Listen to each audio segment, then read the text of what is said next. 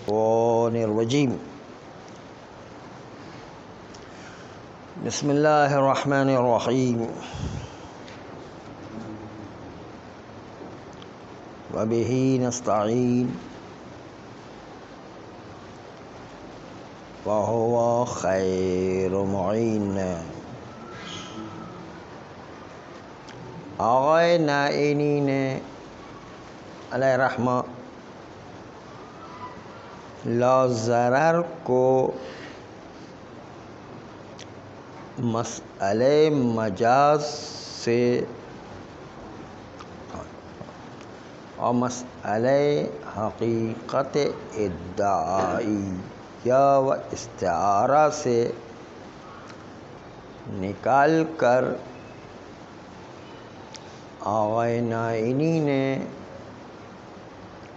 نفی ضرر حقیقت ادعائیہ نہیں ہے بلکہ حقیقت ہے، لیکن مسئلہ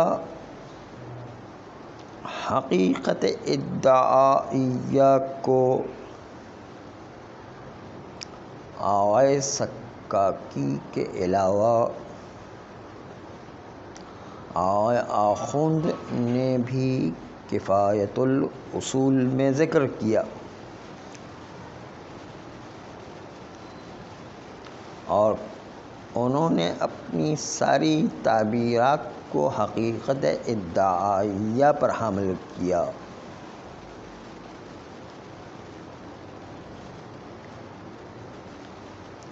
اور حقیقت ادعائیہ یہ ہے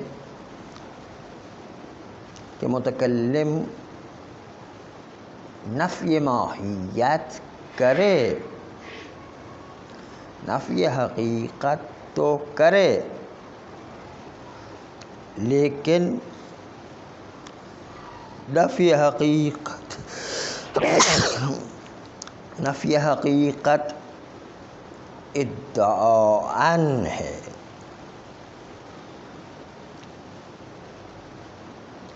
ایک دفعہ یہ ہے کہ انسان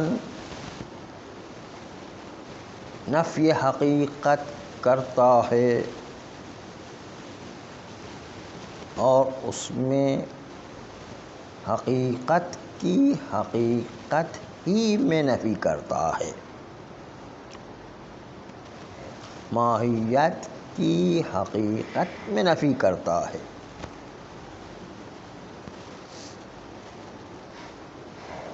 جیسے لا رجل فی الدار، یا کہیں تعبیر آتی لا رجل،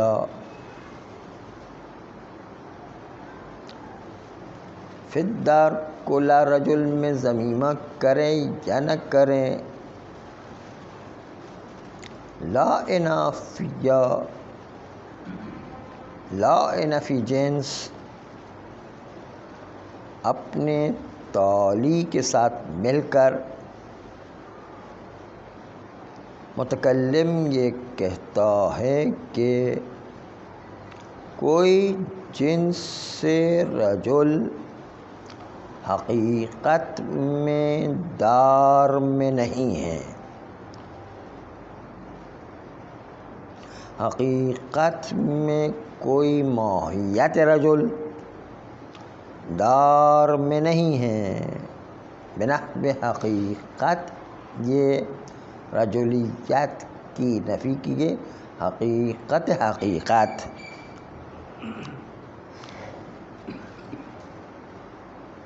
یہاں پر نہ کوئی مجاز ہے نہ استعارہ ہے نہ حقیقت ادعائیہ ہے، واقعاً وجود جنس رجل کو گھر میں نفی کیا گیا ہے۔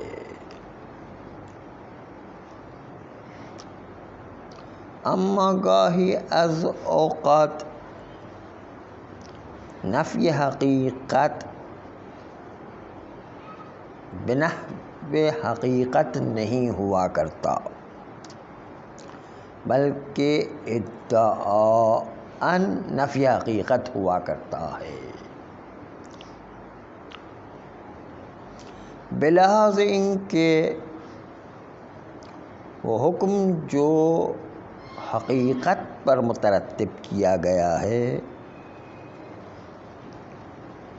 وہ حکم در حقیقت اس جہت سے لا کے ذریعے سے نفی کی گئی ہے کہ حقیقت میں جو کمال و صفت و خصوصیات ہونا چاہیے وہ اس میں نہیں ہے، اس لیے یہ وہ ہے ہی نہیں۔ جیسے یہ بلب ہے، بلب کو بلب کہیں گے جب تک بلب جو ہے فیوز نہیں ہوا ہے، جب فیوز ہو جائے گا تو بلب تھوڑی کہیں گے اس کو، یہ اس کی حقیقت جو ہے اس میں تبدیلی ہو گئی نہیں، یعنی ظاہری تو پتہ حقیقت ہے بلب، لیکن فیوز ہو گیا، جو اس کی خصوصیت تھی وہی موجود نہیں ہے اس کے اندر، جو روشن ہونے کی اور جلنے کی خصوصیت۔ اب اس کو ہم کہیں کچرا، یہ تو یہ کچرا ہے، یا کہیں یہ کہ بلب ہی نہیں ہے، حالانکہ بلب ہے لیکن اس کی جو خصوصیت تھی جو کمرے کو روشن کرنے کی وہ خصوصیت ختم ہو گئی، ہم کہیں بلب ہی نہیں ہے حالانکہ بلب ہے۔ جی یہ مجازن کہتے ہیں، فصاحت و بلاغت میں انشاءاللہ آپ پڑھیں گے، کبھی کبھی جو ادعاءً حقیقت کی نفی کرتے ہیں، ادعا کرتے کہ یہ بلب حقیقت میں نہیں ہے، یہ کچرا ہے، حقیقت میں کچرا ہے نہیں، لیکن ادعا کر رہے ہیں یوں۔ ہاں جی اب پتہ نہیں بعد میں کب پڑھیں گے، نہیں معلوم۔ جیسے جنگ میں مولالی نے کہا تھا ہاں لارجا، جو مرد ہو، ہاں ابھی وہی تعبیر آ رہی ہے، وہی آ رہی ہے۔ ابھی ایک تعبیر تو یہ تھی، ایک مولا علی کی تعبیر کو سنیں۔ خراب ہو جاتی، کچھ کپڑ ہو جاتی، ہر ایک اپنے اپنے حساب سے ایک مثال بنا سکتا ہے، کوئی گاڑی کی مثال بنائے، کوئی گھڑی کی مثال بنائے، کوئی موبائل کی موبائل خراب ہو جاتا ہے تو کیا موبائل تھوڑ کے کہتے ہیں کچرا ہو گیا ہے، نہیں پھینک دیتے اس کو۔ ہاں بریانی کی مثال بعد میں آئے گی انشاءاللہ۔ بریانی خراب ہو گئی تو تھوڑی بریانی کہیں گے اس کو، بریانی خراب، اس کی خصوصیت تھی بریانی کی، وہ تو ختم ہو گئے، تو اب بریانی تھوڑی کہیں گے، وہ کہیں گے کچرا ہے پھینک دو ہے۔ ہاں بلب جس طرح خراب ہو گیا، بریانی بھی تو خراب ہو جاتی ہے۔ مولا علی علیہ السلام نے بھی تعبیر فرمائی ہے، یا اشباح الرجال ولا رجال فیکم، اے مردوں کی شباہت رکھنے والے، تم میں کوئی مرد نہیں ہے۔ یہ مولا علی کی جو تعبیر ہے، تم میں کوئی مرد نہیں ہے، تمہارے اندر مرد کی جو خصوصیات ہونا چاہیے وہ نہیں ہے۔ یہ ادعاءً رجولیت کی مولا نے نفی کی ہے، ادعاءً، اور حقیقت میں تو مرد تھے وہ، ادعاءً تم جو ہے مرد ہی نہیں ہو، یہ مطلب ہے۔ یعنی کے ساتھ اس سے تو یہ لگتا ہے کہ انسان کی اصل مردانگی کی شجاعت اور حق کے لڑنے میں، اصل انسان کی ماہیت حیوان ناطق، حیوان ناطق تو ہے وہ اصل تو ختم نہیں ہوا ہے، خالی اس کی جو خصوصیات اصل ماہیت کے علاوہ شجاعت و صبر و استقامت و تحمل و غیرت، یہ جو چیزیں وہ ماہیت کے علاوہ جو خصوصیت تھی وہ نہیں ہے، اس لیے گویا کہ سمجھ لیں ماہیت ہی نہیں ہے، بیکار قسم کی جو ہے چیز ہے، کیا فائدہ ہے۔ منہج البلاغہ کی ہے یہ روایت، منہج البلاغہ، وہ تفصیلات تو بعد میں پوچھیے نا۔ خیر صاحب صبر کر کے تو بیٹھے تو جنگ کے لیے جا نہیں رہے تھے، ہاں صبر کر کے بیٹھے تھے، یعنی حق کے لیے لڑنا وہ ہے مردانگی ہے، مردانگی وہ تو صبر کر کے بیٹھے تھے جا نہیں رہے لڑنے کے لیے. دیکھیں لا رجولہ کہنے سے ماہیت انسانیت اور رجولیت کی نفی نہیں ہوتی ہے. وہ ادعاً کہتے ہیں کہ یہ مرد نہیں، اما مرد نہ ہونا ادعاً اس لیے کہ مرد کی جو خصوصیات ہونا چاہیے وہ نہیں ہے، غیرت و شجاعت. میں چاہ رہا ہوں اس لیے سوال کر رہا ہوں، خصوصیات ہے یا خصوصیت ہے؟ خصوصیات ہیں بہت ساری، مرد کی جو خصوصیت ہے بہت ساری خصوصیات ہیں، بہت ساری غیرت و شجاعت و صبر و تحمل و استقامت و مقاومت، یہ سب چیزیں ہیں. حق کے لیے لڑنے میں سب شامل ہو جاتی ہے نا. ہاں لیکن یہ اصل ماہیت کے علاوہ کی خصوصیات ہے، یہ صفات ہے، انسانیت کی صفات ہے، اور یہ صفات نہیں ہے گویا کہ انسان ہی نہیں ہے، وہ مرد ہی نہیں ہے مثلا. نام ادعا نہیں ہے. قرآن میں جو بل ہو نزل آیت ہے، ہاں بالکل بالکل بالکل، وہ تو ہر جگہ کا، وہ جو ہے یہودی علماء کے لیے کہا کہ وہ اپنے جو ہے وہ کندھے پر کتابیں لادے ہوئے ہے، وہ جو ہے حمار ہے، گدھے ہے.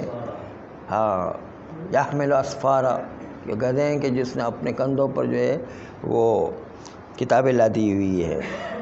تو گدھے تھوڑی، ظاہر تو انسانی ہے، وہ مجازاً تعبیر کیا ہے. ادعاً وہ گدھے ہیں، قرآن ادعا کرے وہ گدھے ہیں، ادعاً ہے، وہ حقیقتاً تھوڑی کوئی نہیں.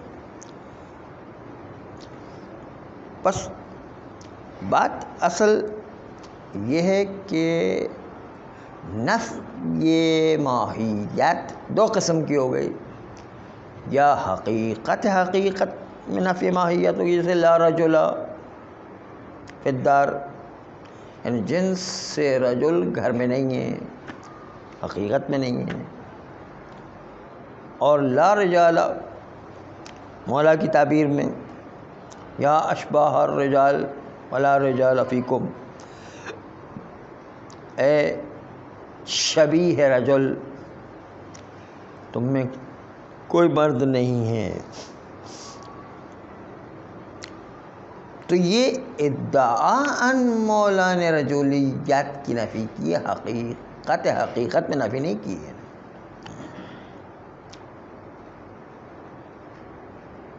جب بات یہاں تک پہنچی تو آپ کو لا ضرر کو دیکھنا ہے.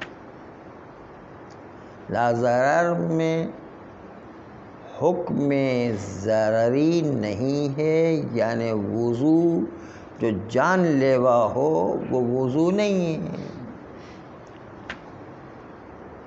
حکم ضروری کہ وضو واجب ہو جائے، ایسا وضو واجب نہیں ہے کہ جو انسان کی جان بھی لے لے، کوئی حکم ضروری نہیں ہے.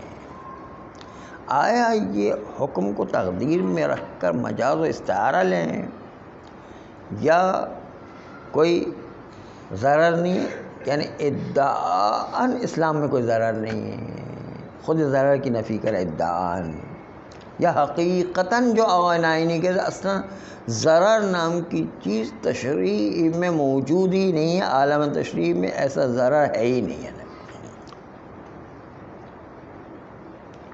تو یہ تین نظریات تھے جو آپ کے سامنے پیش کی، مجاز و استعارہ، حقیقت ادعائیہ، اور حقیقت جو آقا نائینی کا نظریہ تھا. آئیے ہم ایک مثال اور آپ کے سامنے آقا فاضل لنکرانی کی پیش کر رہے ہیں. لا صلاۃ لجار المسجد الا فی المسجد، کوئی نماز نہیں ہے مسجد کے پڑوسی کے لیے مگر کہ مسجد ہی میں پڑھے. لا صلاۃ ہے، اس کی نماز ہی نہیں ہے. حالانکہ نماز تو پڑھی اس نے، گھر کے اندر نماز پڑھ لی نے، لیکن پھر بھی اس کی کوئی نماز نہیں ہے. تو کیا ہے؟ یہ حقیقت نماز کی نفی ادعاءً ہے. یہ مجازن ہے، یا مجازن کہیں یا حقیقت ادعائیہ کہیں.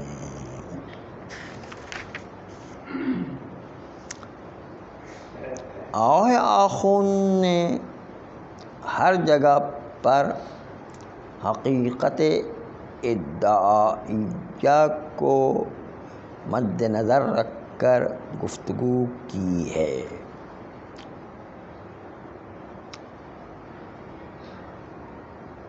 اتنا مطلب جب حاصل ہو گیا کہ حقیقت ادعائیہ کیا ہے اور حقیقت کیا ہے، تو پھر کہتے ہیں کہ اشتباہ نہ ہو جائے. دو راستے ہمارے پاس موجود ہیں کہ مسئلہ بلاغت کے لحاظ سے ان دو میں فرق ہے. ایک دفعہ میں کہتا ہوں کہ حکم میں ضرری نہیں ہے، صاف صاف کہتا ہوں، اسلام میں حکم ضرری نہیں ہے. یعنی ایسا وضو واجب نہیں ہے جس سے کسی کی جان چلی جائے. مثلا کوئی حکم ضرری نہیں ہے. یہ جملہ بالکل صحیح جملہ ہے، لیکن اس کو فصاحت و بلاغت کے روپ میں ڈالنا ہے تو کہنا پڑے گا کہ لا ضرر فی الاسلام، حکم کو درمیان سے نکال کر اور اس کو حقیقت ضرر وضو ہی کو بنا دیا جائے کہ وضو عین ضرر ہے. ایسا ضرر والا وضو اسلام میں نہیں. تو یہ حقیقت ادعائیہ یا حقیقت بنا کر اس سے خود ضرر کی نفی کرے، نہ جو حکم میں ضرر. اس کو کہتے ہیں فصاحت و بلاغت، کہ یہاں پر خود عین ماہیت کی نفی کر دی جائے.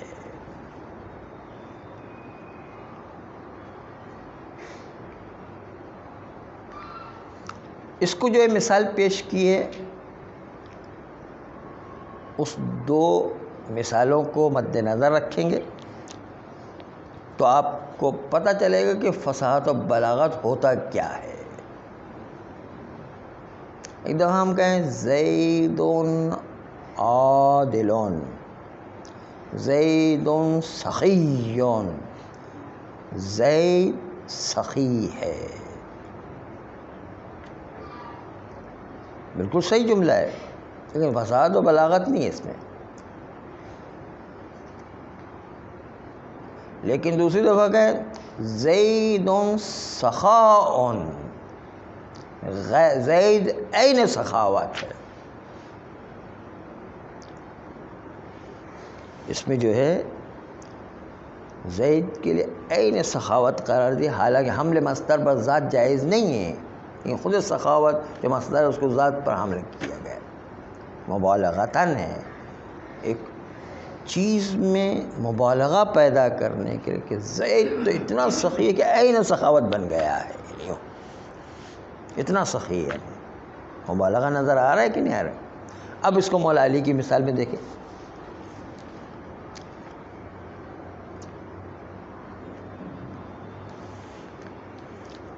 علی عادل، علی علیہ السلام عادل ہیں. یہ جملہ صحیح ہے بالکل، لیکن اس میں فصاحت و بلاغت نہیں ہے. عادل علی ہے تو دوسرے اور بھی عادل ہو گیا. اس میں جو ہے علی کی کوئی خاص فضیلت نظر نہیں آتی ہے لیکن کم، مبالغہ نہیں ہے اس کے اندر. لیکن جب میں کہوں علی عدل، علی عین عدالت ہے، دیکھیں کتنی مبالغہ آ رہی ہوگی. یعنی کتنی جو ہے اس میں فصاحت و بلاغت پیدا ہو گئی ہے. اے علی کی عدالت ایسی عدالت ہے کہ عین عدالت ہو گئی ہے. تو یہ دیکھیں، اور یہ علی کی عدالت عین عدالت ہو جائے، وہ باقی اور لوگوں میں نہیں ہے. عادل ہوں گے لیکن عین عدالت بن جانا یہ بڑا مشکل کام ہے. اسی کو کہتے ہیں فصاحت و بلاغت.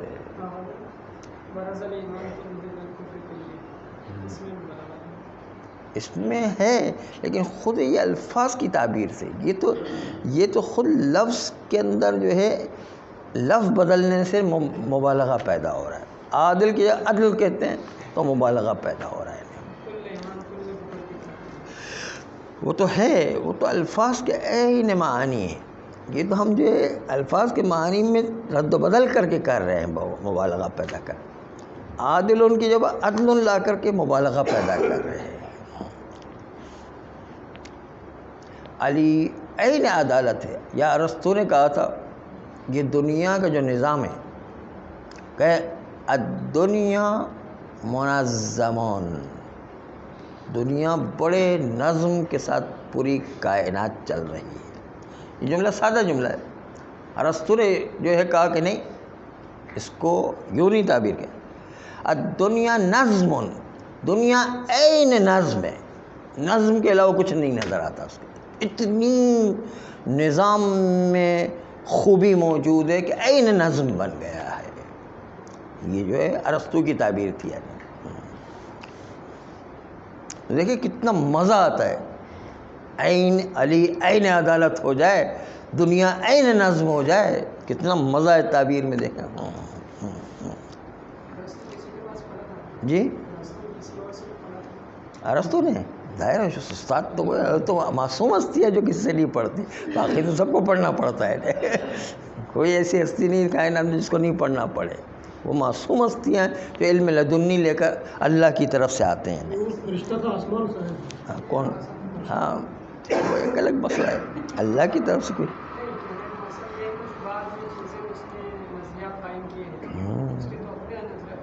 نظریات اپنے تھے. ظاہر ہو ارسطو ایسے تو مشہور نہیں ہو گیا، اس کے اپنے نظریات تھے. خاص طور پر فلسفے میں بہت نظریات تھے اس کے. تو یہی اصل بتانا چاہتے ہیں کہ نفی صفات کر کے کہ علی عادل ہے یا علی سخی ہے، تو اس میں اتنا مزہ نہیں ہے. ہے بات حقیقت ہی نہیں، لیکن مزہ نہیں ہے اس کے اندر. مبالغہ پیدا کرنا ہے تو کہیں گے علی عین عدالت ہے، علی عین سخاوت ہے، علی عین شجاعت ہے. ہاں یہ دیکھیں کتنا مزہ ہے اس میں.